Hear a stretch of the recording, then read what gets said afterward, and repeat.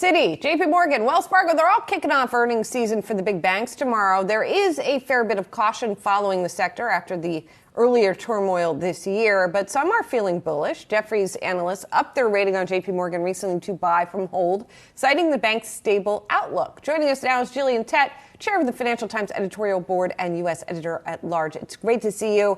It seems like a lot of the focus is going to be on expenses for these banks, right? Current expenses and future expenses as well, both from regulation and what's been happening with rates.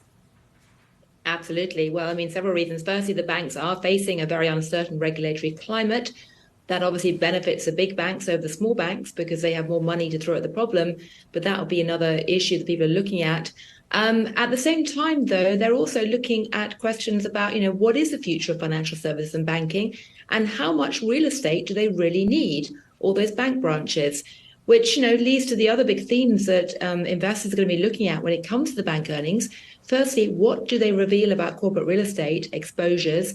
We've had lots of warning from people like Jay Powell from the Fed about the level of potential pain being felt in the commercial real estate sector. So what everyone's asking is, how bad will that get? Which banks will be hit or not? And then last but not least, the baffling question of consumers. What on earth is happening to consumers in America, given that on the one hand, their fundamentals are remaining surprisingly strong, and they're still spending, it seems, to a degree, albeit slowing down.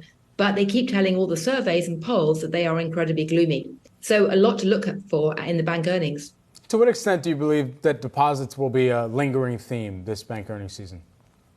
They certainly will be a lingering theme because, of course, the shadow of Silicon Valley Bank and the shock of seeing how quickly those deposits flooded out is something that nobody is going to forget quickly. And the reality is that in spite of all the Fed's reports and people like Michael Barr, who's been, did that big report for the Fed, the reality is we still haven't really seen a particularly convincing fix to these problems in terms of preventing these dramatic outflows if investors start to lose confidence in any particular banks. Now, the good news is that there's no sign they're losing confidence in the big banks, and there hasn't really been a sort of panic attack in the regional banking system since we had that SVB crisis. But of course, if things do start to turn nasty, if we do start to get, see commercial real estate loans creating real problems for smaller and regional banks, the question about whether it's time to overhaul the federal deposit insurance scheme or not is going to come up back on the agenda, and you're going to see more questions looking at deposits. And of course, the other question is that as banks are under pressure to raise the rate of return they give to investors or depositors leaving their money with them, we're going to see which of the banks can actually cope with that kind of squeeze or not. Talking of another kind of bank, Goldman Sachs, there's been some reporting that the company is sort of quietly trying to downplay expectations, which is different for Goldman. I just wonder what you make of that and what that tells us, not just about that bank, but about the bigger environment. Or maybe it's just about Goldman. I don't know. Well, it's very interesting. Goldman doesn't report until next week after JP Morgan and Wells Fargo and Citi and groups like that. And in the past, it's been vociferously opposed to the idea of trying to guide earnings. This time, for the first time, it is trying to guide earnings down.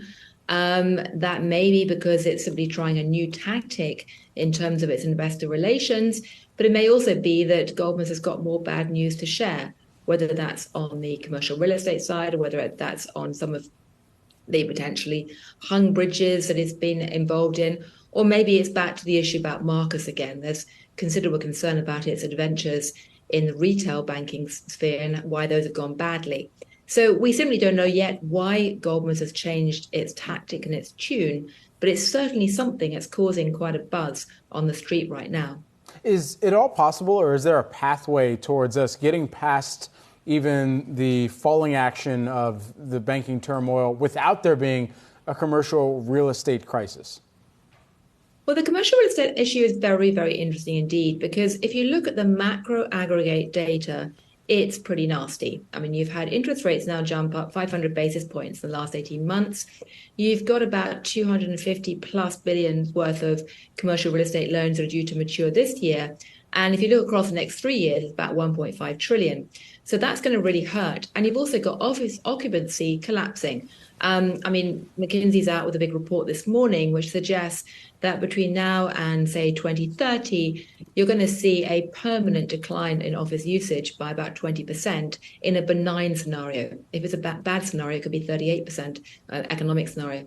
So there's a lot of pain there. But the critical thing that I think investors need to understand is that those aggregate numbers conceal a huge variation, not just between cities. I mean, Houston is pretty different from San Francisco right now, and not just between city districts. I mean, what's happening in the East Village in New York and what's happening on Wall Street is quite different, but also between different buildings.